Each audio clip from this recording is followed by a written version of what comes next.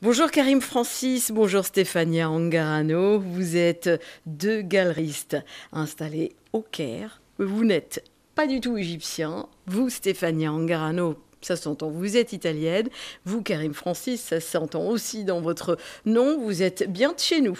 Je suis d'origine libanaise, mais je suis né au Caire, j'ai grandi au Caire. On est au Caire depuis 150 ans. Oui. Et suivant les événements, on est un petit peu à Beyrouth, sinon au Caire. J'ai grandi à Beyrouth, j'étais à l'école ici. Et aux événements en 75, on est reparti au Caire. Donc, suivant ce qui se passe, on fait des allers-retours.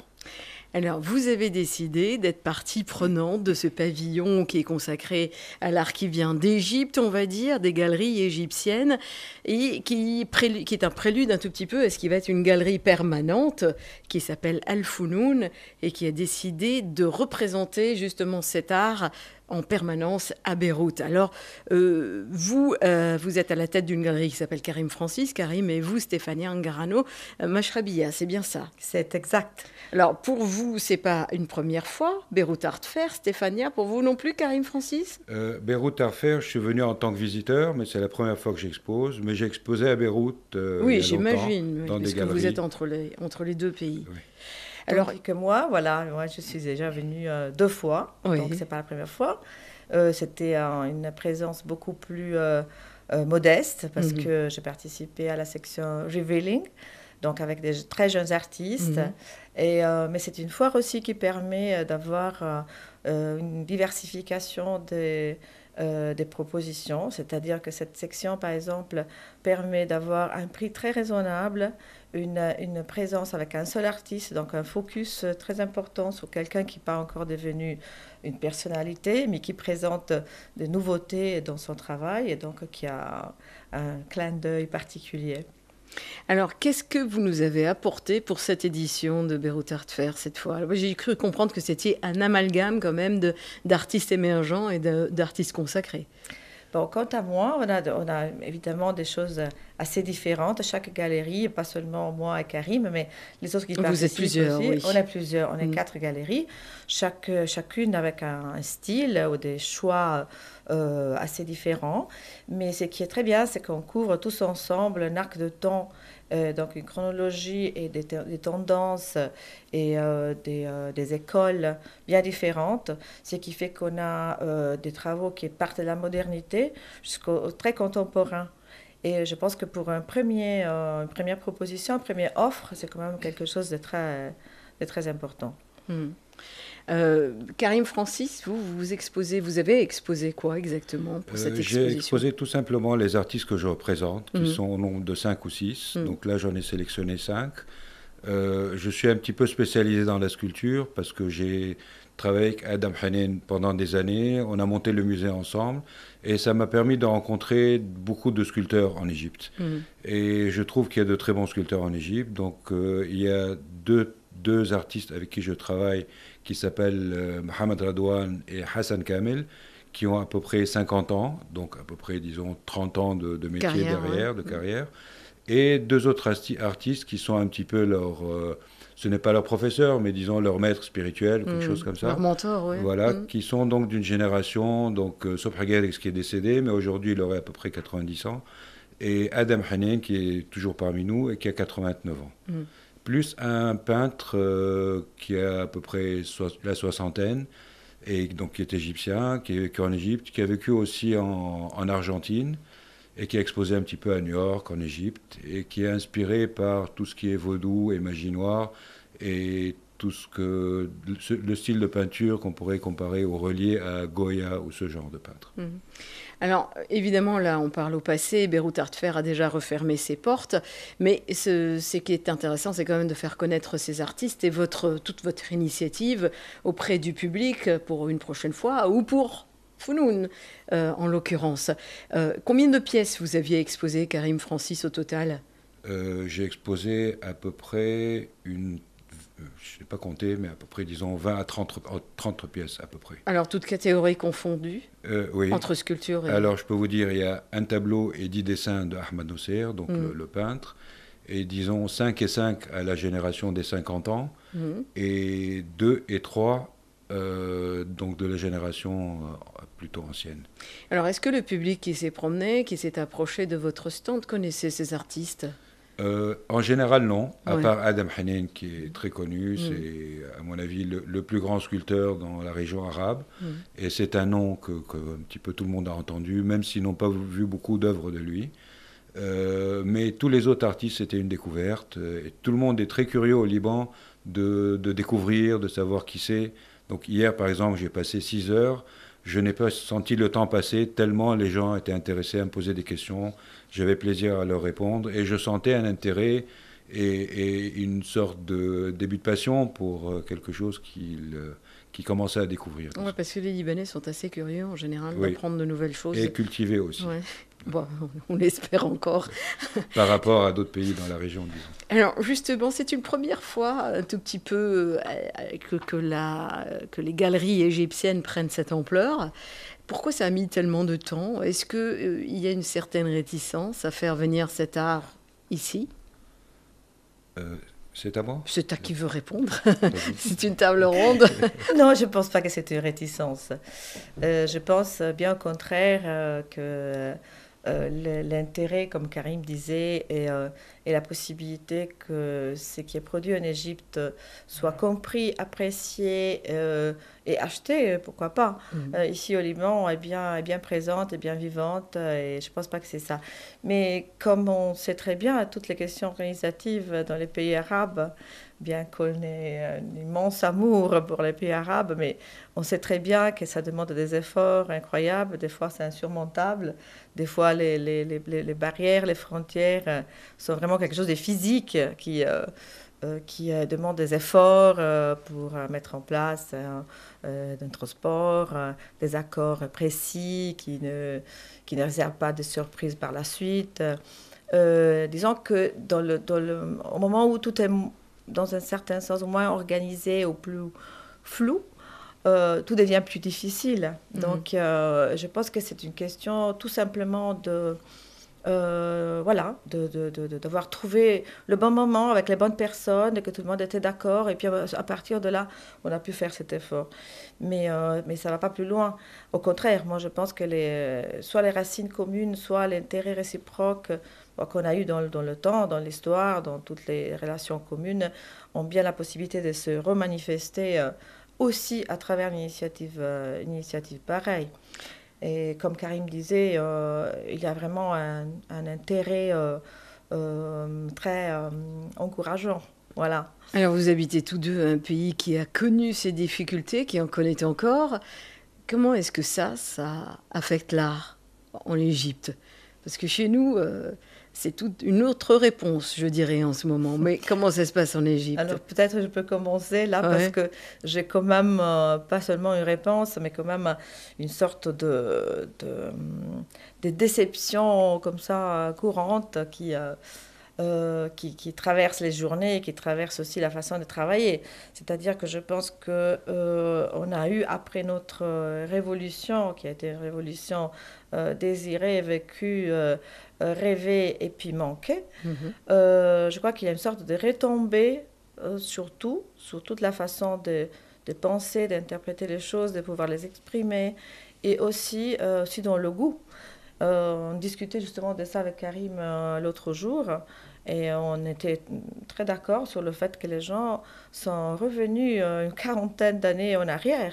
Ils veulent des valeurs solides, des choses simples qu'on puisse bien comprendre, qui fassent de la belle décoration à la maison. Évidemment, il y a un côté conservateur, un côté qui demande le solide aussi, dans le sens que ça doit être des artistes bien connus, qui ont déjà une cote. S'ils sont décédés, c'est encore mieux. Donc, en général, oui. En général, oui. Et donc, c'est un peu ça. Donc, des gens comme Karim dans le temps, et ben moi, peut-être un peu plus maintenant, qui font de la recherche sur le trait contemporain, donc tout ce qui est innovation et soutien aux jeunes artistes, etc. Disons que la route est un peu bloquée en ce moment. Ce n'est pas vraiment le moment. Mais quelle est la corrélation, du coup, avec les événements que le pays a traversés? Ça aurait pu donner la réponse contraire, complètement. Ça aurait pu. Bon, Ouais. on voit par exemple en Iran ou ailleurs où il y a une répression et censure qui sont très fortes, mais la réaction justement est une réaction, je dirais pas violente, mais passionnée et très, très concernée. Je sais pas, il y a une sorte de résignation et les artistes aussi qui ont besoin finalement de vivre se ratatinent sur eux-mêmes, hein, tout simplement. Ils reviennent aussi à des valeurs solides. Il n'y a plus aucun propos politique dans aucun tableau. Ça, on peut oublier. Ça, j'imagine, oui. Bon, mais même pas des provocations sociales et des artistes. Par exemple, moi, dans mon stand, en ce moment, à la foire, j'ai 2 tirages limités de Youssef Nabil, qui est un grand photographe qui habite entre Londres, New York. Quelquefois, il passe au Caire, mais ça fait des années qu'il a pu exposer au Caire. Parce que son travail est quand même un travail subversif dans le sens où il a des allusions sexuelles, de la provocation fine, mais claire en même temps. Bah, voilà, je pense qu'il n'a pas un vrai public pour suivre ça et pour pouvoir continuer disons, à être présent. Voilà. Alors, si je comprends bien, vous avez la vie un peu plus dure en ce moment par rapport à votre travail. Personnellement, oui. Je suis pourtant, têtue. L'italienne que vous êtes reste au Caire. Je reste au Caire, voilà. Ça s'appelle de la résistance culturelle, ça. Alors, justement, en parlant de tous ces artistes égyptiens qui sont certes un peu méconnus, il doit y en avoir qui sont exposés ici de temps en temps, mais certainement, ce n'est pas la majorité. On n'entend pas très souvent parler d'artistes égyptiens exposés à Beyrouth. J'espère que ce travail que vous avez entrepris et qui va continuer donc avec Founoun vise justement à pallier cette lacune. C'est l'idée. Justement, oui. L'idée, par exemple, quand on participe à une foire de l'art comme Beyrouth Art Fair, ça dure 5 jours, une semaine maximum. Et malheureusement, ce n'est pas suffisant pour faire quoi que ce soit. Donc, on est à peine arrivé qu'on est déjà reparti. Donc, quelque part, l'idée, c'est qu'il y ait une continuité, que ça dure 1 an, 2 ans, 3 ans. Et qui est donc aussi qu'on puisse renvoyer d'autres pièces, qu'il y ait des expositions qui se fassent ici à Beyrouth. Donc c'est un travail de longue haleine. Même la galerie ici au Liban nous dit, d'après leurs estimations, qu'il faut compter 1 an et demi le temps que les choses vraiment démarrent. Oui, bien sûr. Ouais. Et c'est donc beaucoup d'efforts qui doivent être faits. Et comme quelque part il y a de bons artistes, on présente quand même de la qualité. Et il y a un intérêt pour l'Égypte, comme il y en a toujours eu par le passé. Oui, pour toute la culture égyptienne en règle générale. Oui, justement. C'est un pays qu'on aime ici. Hein. Oui, c'est ce que j'ai beaucoup remarqué depuis longtemps. Et que ce soit même dans le cinéma, dans la musique, pas uniquement dans le pays lui-même. Oui. Et justement. Donc, quelque part, c'est cette continuité qui manquait, parce qu'il y a eu des choses individuelles qui ont été faites, des artistes qui ont exposé dans une galerie pour une période d'1 mois. Moi-même, j'ai fait une exposition ici il y a très longtemps, etc. Mais ici, c'est plus d'abord à travers un événement qui est une autre échelle qu'une expo personnelle ou de groupe dans une galerie, et ensuite une galerie qui va suivre et pas seulement faire des expos dans sa galerie. Ils ont fait aussi un magazine qui peut être aussi la voix de tout ça, et aussi faire des événements peut-être dans Beyrouth, essayer de développer. Bon, d'abord, on va commencer par la galerie. Une fois que la galerie sera assise, je pense... Le magazine s'appelle comment, excusez-moi de vous interrompre. Il s'appelle Galerie. Galerie, n'est-ce pas? Oui, c'est ça. Il est sorti, vient de sortir. Oui. Et donc, c'est important, c'est très important, parce que c'est ça qui fait le lien entre le public et l'art en général. C'est quelqu'un qui va rapprocher les distances qui sont très, très présentes dans le monde de l'art et partout dans le monde, pas seulement ici ou en Égypte. Donc, c'est l'ensemble de tout ça, je pense, qui va apporter des fruits. Mais juste de faire une exposition, de faire exposer un grand nom aux personnes, quelqu'un qui est encore pas très connu, et repartir, c'est ça qui ne porte pas de fruits, ou alors c'est vraiment une vision à très court terme. Et je pense qu'au contraire, il faut voir à long terme, parce que le monde de l'art est comme ça, on ne peut pas avoir une vision très courte. Stéphania, vous avez déjà eu cette expérience avec Beyrouth Art Fair. Est-ce qu'elle a eu les retombées que vous escomptiez? Karim a raison dans le sens où il dit la période est courte ouais. Et puis nous on repart. Mais vous établissez des contacts quand même, non? Oui, oui, on fait plein de contacts et comme on disait, les deux, on a vraiment beaucoup d'intérêt. Donc, on passe vraiment tout le temps à répondre à des questions, à connaître des gens qui sont intéressés. Et ça, c'est vraiment magnifique. Je trouve ça vraiment très gratifiant parce qu'on se sent aussi apprécié dans ce qu'on fait. Les gens sont vraiment intéressés, se rapprochent, posent des questions aussi intelligentes. Je veux dire, ils veulent savoir sur l'artiste, ils veulent savoir les techniques, ils veulent savoir un peu tout. Et ça, c'est quelque chose de vraiment très encourageant. En même temps, on repart. Donc, comme d'habitude, on est repris on est mâché par la vie quotidienne. Donc, on essaye, par exemple, de redire aux gens qu'on a contactés, voilà, merci d'être venu, on est là, on envoie peut-être des invitations, on les tient au courant de ce qui se passe dans la galerie pendant la saison, etc. Mais pas nécessairement, ça va donner des fruits par la suite. Mais Ceci dit, vous êtes revenu.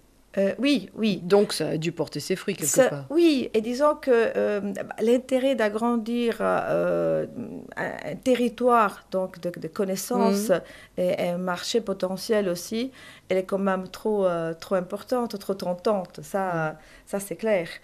Et en même temps, c'est vrai que le résultat de la foire, ça peut être quelques pièces qu'on vend au moment de la foire, beaucoup de contacts qu'on fait par la suite. Mais moi, j'ai eu cette expérience aussi à la galerie quand j'ai présenté un artiste, un nouvel artiste. C'est la même chose. Première exposition, les gens regardent, ah bon. Deuxième exposition, ah bah tiens. Je connais. Et, voilà. Et la troisième exposition, on commence à voir quelque chose. S'y intéresser vraiment. C'est tout à fait normal en plus. Et c'est aussi normal que les gens reviennent plusieurs fois.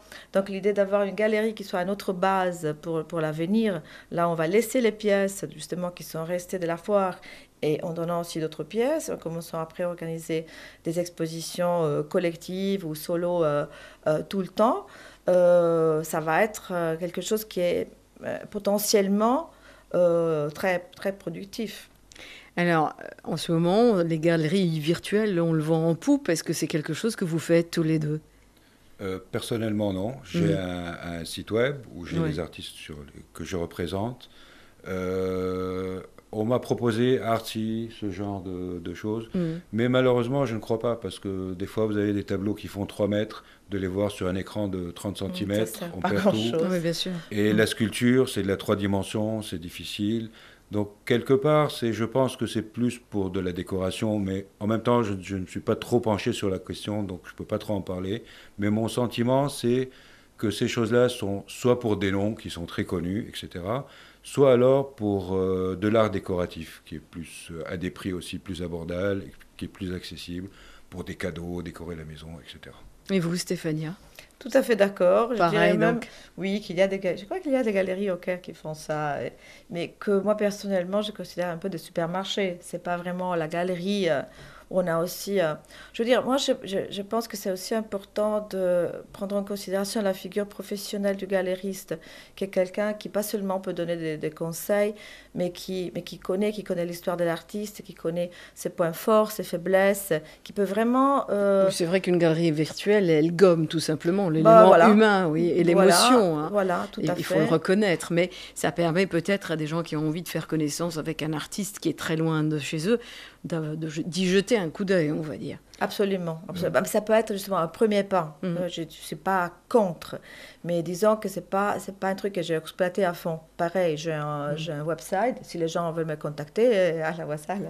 C'est un premier contact, disons, avec les gens. Oui. Mais après, il faut qu'ils fassent l'effort aussi de se déplacer et voir les œuvres, discuter avec l'artiste, discuter avec les galeries. C'est l'histoire qui est derrière l'œuvre qui est intéressante. Et je vous prends un exemple. Aujourd'hui, j'ai de plus en plus de jeunes ou de gens qui rentrent à la galerie, qui se mettent à photographier les œuvres et qui les mettent sur Facebook, par exemple. Je leur demande de ne pas le faire. Je leur dis, vous pouvez photographier, mais ne mettez pas sur Facebook, parce que beaucoup de gens se suffisent de voir l'exposition sur Facebook et ne font plus l'effort de venir à la galerie. Et je le vois dans la tendance, la quantité de gens qui viennent à la galerie est beaucoup moindre qu'à l'époque où il n'y avait pas justement tout ça. Et comment vous faites pour contrôler ça? Je ne peux pas contrôler, bien sûr, mais je leur demande gentiment, je leur dis, tu peux prendre la photo, fais ce que tu veux. Je dis, moi-même, je ne mets pas les photos, je la mets à la fin de l'exposition. Parce que, bon, de toute façon, l'exposition, ça y est, on ne peut plus la voir, mais la période de l'exposition, il y a un artiste qui a travaillé au moins 1 an ou 2 ou 3 sur cette exposition. Moi aussi, j'ai travaillé pendant des mois et des années. Donc, quelque part, ayez un petit peu, faites l'effort de venir aussi, de vous déplacer. Surtout que les gens n'habitent pas très loin aussi. On n'est pas... On ne parle pas de kilomètres à traverser. Donc c'est à 10 minutes, un quart d'heure. Et puis il y a quand même 1 mois, on a l'occasion pendant 1 mois d'être pour autre chose à côté et de donc passer par la galerie et jeter un coup d'œil. Stéphania Angarano, et j'ai posé la question à Karim Francis par rapport à l'accueil qui a été réservé par le public aux œuvres qu'ils ont pu découvrir. Chez vous, c'était comment ?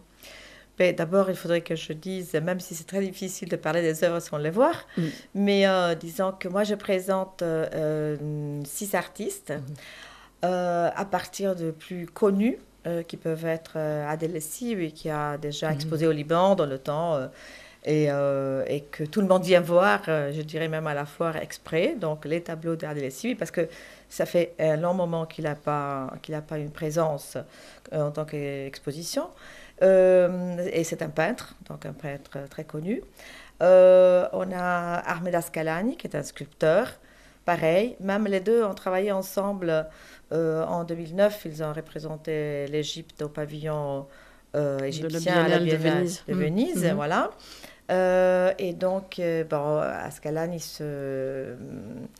s'occupe du populaire, de l'aspect...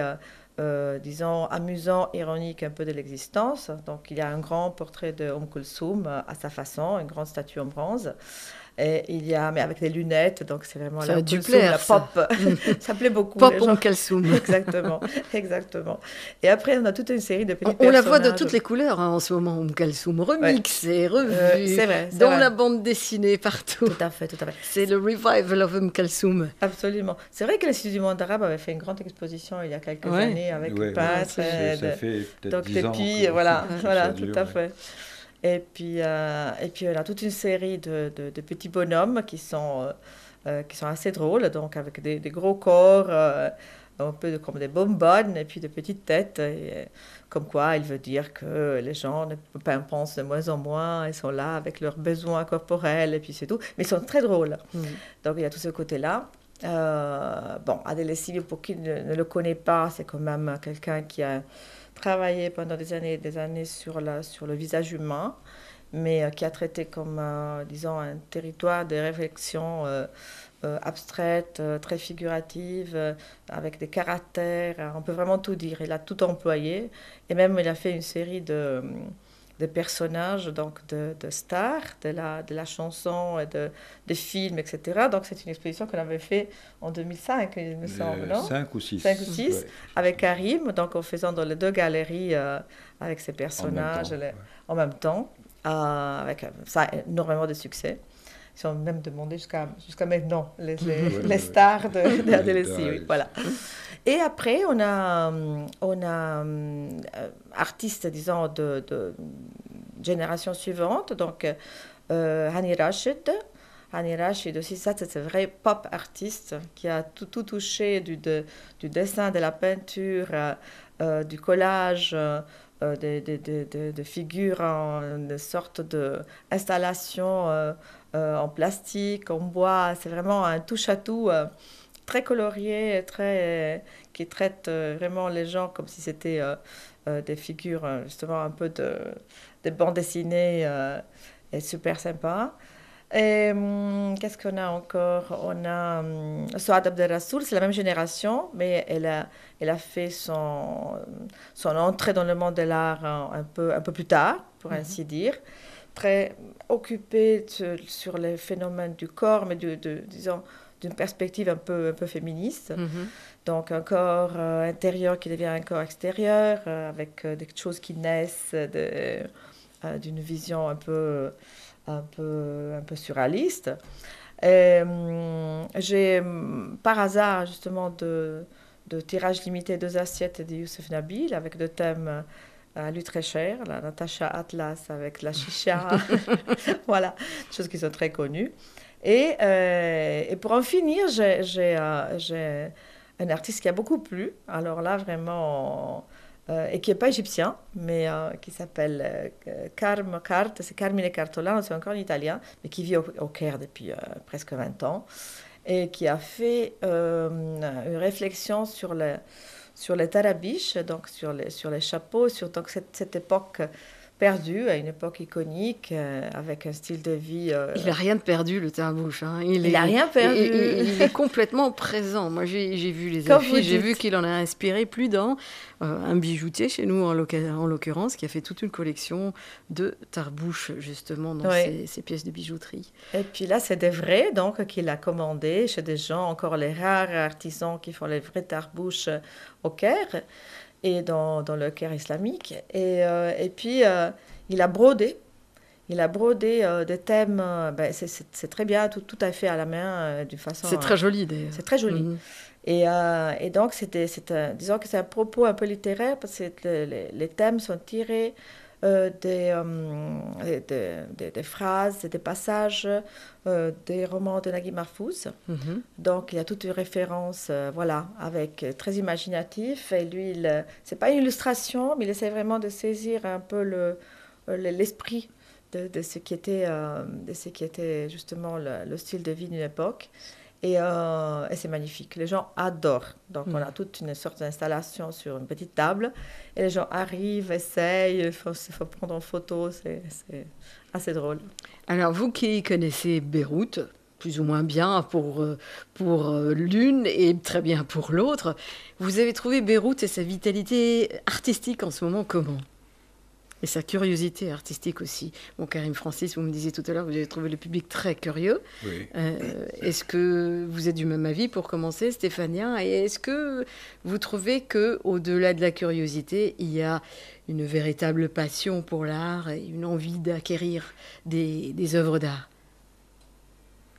Je trouve que la vie est très active à Beyrouth. J'aimerais que ce soit la même chose au Caire, parce que Beyrouth, par rapport à la taille du Caire, est tout petit. Mais je crois qu'il y a une 60aine ou peut-être 100 galeries, il y en a vraiment beaucoup. Beaucoup de choses qui se font dans des espaces publics, dans la rue, donc beaucoup d'événements, et pas seulement au niveau des arts visuels, donc au niveau de tous les arts. Et en général, à chaque fois que j'ai été quelque part, c'était plein de gens. Et j'aimerais beaucoup que le Caire soit comme ça. Avec Stéphania, on a commencé en Égypte dans les années 90, disons.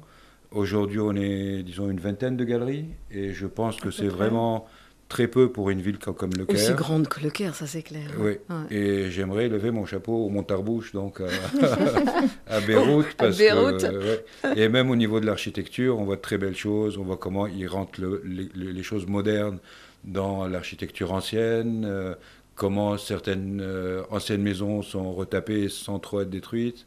Vous brossez un joli portrait de Beyrouth. Oui, on a omis les côtés négatifs. Là. Partout, il y a des côtés négatifs. Il y en a pas mal chez nous en ce moment. Mais quelque part, il ne faut pas oublier que quand même, il y a eu 15 ans de guerre. J'étais ici avant la guerre, j'ai vu comment c'était. Bon, c'est clair que c'était beaucoup plus beau, mais aussi j'étais beaucoup plus jeune et j'avais moins vu de choses. Mais aujourd'hui, je trouve, pour un pays qui a quand même 15 ans de guerre, ça s'est très bien reconstruit, et c'est sûr qu'il y a des problèmes comme partout.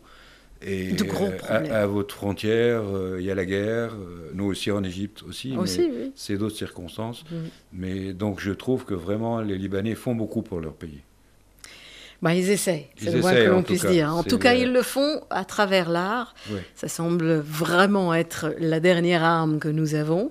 Est-ce que le reste semble prendre le dessus ? J'espère qu'elle va pouvoir perdurer, cette arme.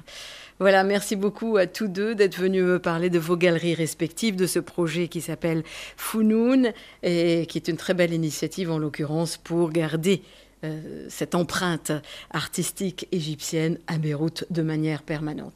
Merci encore, et j'espère à la prochaine, peut-être l'année prochaine du coup, pour le prochain Beyrouth Art Fair.